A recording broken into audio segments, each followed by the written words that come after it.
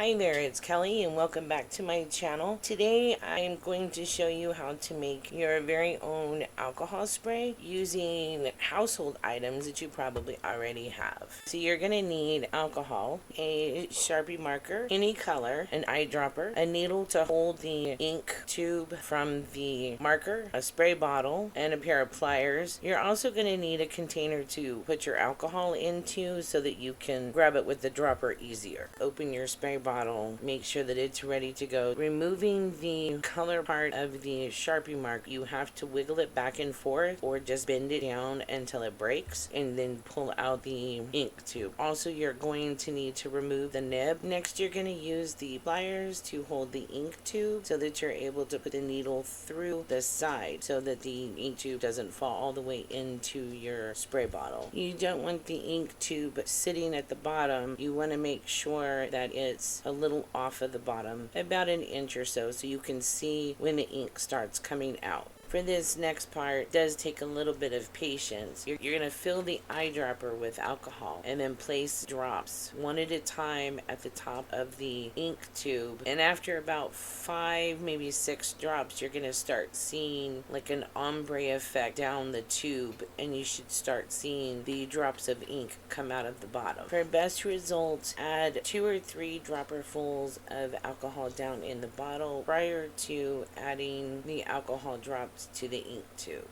Once the drops start to run translucent, still with color but translucent, then you're done. You can squeegee out the ink, the alcohol that's still in the ink tube, and then you want to add about half of a bottle of alcohol. You don't want to add much more than that because the more alcohol you add, the more diluted the color will be.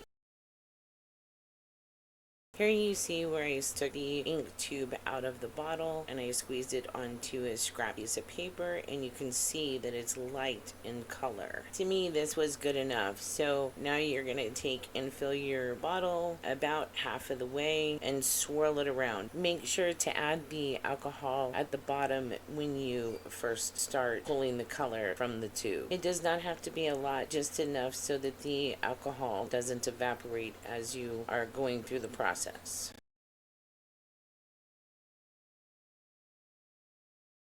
Replace the cap, test the color, and you're good to go. When using a new bottle, it may take 2 or 3 pumps to get the sprayer to start to work.